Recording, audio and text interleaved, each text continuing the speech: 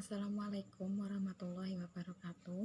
Di sini saya Minahika Saniati bersama teman-teman saya Nur Alfiah Lutfiana, Fira Nurfadilah, dan Holida Alulia akan mempresentasikan materi mata kuliah Pendidikan Kewarganegaraan mengenai Hak Asasi Manusia atau HAM.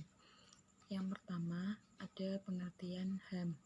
Pengertian HAM atau hak asasi manusia menurut Mariam Budiarjo, HAM adalah hak-hak yang dimiliki oleh manusia yang telah diperoleh dan dibawanya bersamaan dengan kelahiran dan kehadirannya dalam hidup masyarakat. Sedangkan menurut Thomas Jefferson, HAM pada dasarnya adalah kebebasan manusia yang tidak diberikan oleh negara. Untuk subbab selanjutnya yaitu subbab B, sejarah HAM di Indonesia. Perjuangan menegakkan HAM dimulai sejak adanya penjajahan di Indonesia. Perjuangan ini tidak semata-mata hanya perlawanan mengusir penjajah, namun lebih jauh dari itu. Pada dasarnya juga merupakan perjuangan untuk menegakkan HAM. Indonesia mengalami penjajahan berabad-abad. Pada masa itu banyak sekali pelanggaran HAM seperti penculikan, kerja paksa, pembantaian, penyiksaan, penindasan, kesewenang-wenangan yang merupakan fenomena umum yang terjadi. Tidak ada kebebasan, keadilan, perasaan, rasa aman. Yang terjadi adalah eksploitasi besar-besaran terhadap manusia dan kekayaan alam Indonesia untuk kepentingan penjajah. Perlakuan manusia yang didasarkan pada diskriminasi inilah yang bertentangan dengan harkat dan martabat manusia sebagai makhluk Tuhan yang sederajat. Kondisi semacam ini mendorong tokoh-tokoh pejuang untuk mengangkat senjata. Selanjutnya yaitu subbab C, bentuk-bentuk hak asasi manusia. Yang pertama, hak asasi pribadi. Yang kedua, hak asasi politik. Yang ketiga, hak asasi ekonomi. Yang keempat, hak asasi peradilan. Yang kelima, hak asasi sosial budaya atau hak terkait dalam kehidupan masyarakat. Dan yang terakhir ada hak asasi hukum. D. Lembaga Perlindungan HAM. A. Komisi Nasional Hak Asasi Manusia atau Komnas HAM. Tujuan Komnas HAM menurut UU Nomor 39 Tahun 1999 sebagai berikut. 1. Mengembangkan kondisi yang kondusif bagi pelaksanaan hak asasi sesuai Pancasila, UUD 1945, Piagam PBB, dan Deklarasi Universal HAM.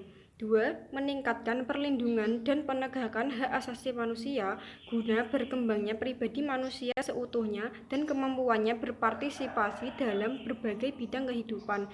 B. Pengadilan HAM.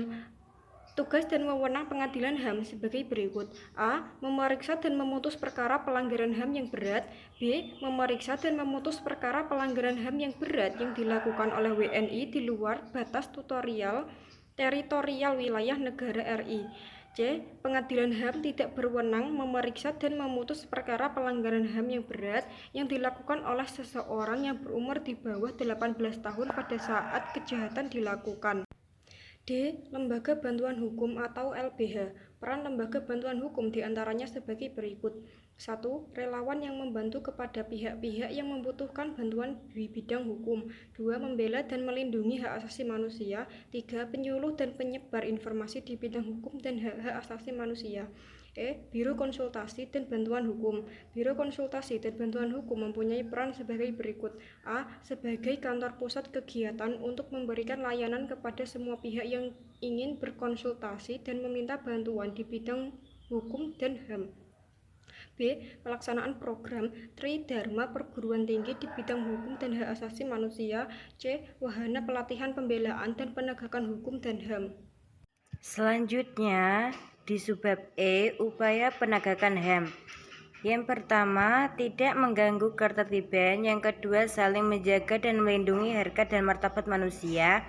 Yang ketiga, menghormati keberadaan masing-masing. Yang keempat, berkomunikasi dengan baik dan sopan. Yang kelima, ikut membantu terselenggaranya masyarakat yang hidup berdampingan secara damai, sayang menyayangi tanpa membedakan agama, ras, keturunan, dan pandangan politiknya, serta kelompok besar tidak memaksakan kehendak-kehendaknya terhadap sekelompok kecil dan sebaliknya.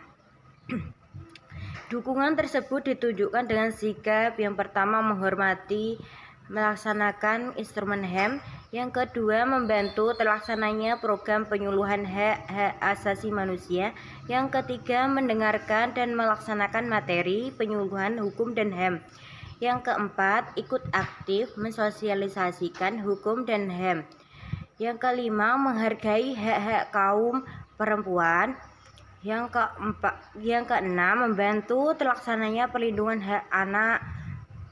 Itulah pemaparan dari kelompok 8 tentang HAM. Jika ada kata-kata yang salah dalam pengucapan, mohon maaf. Assalamualaikum warahmatullahi wabarakatuh.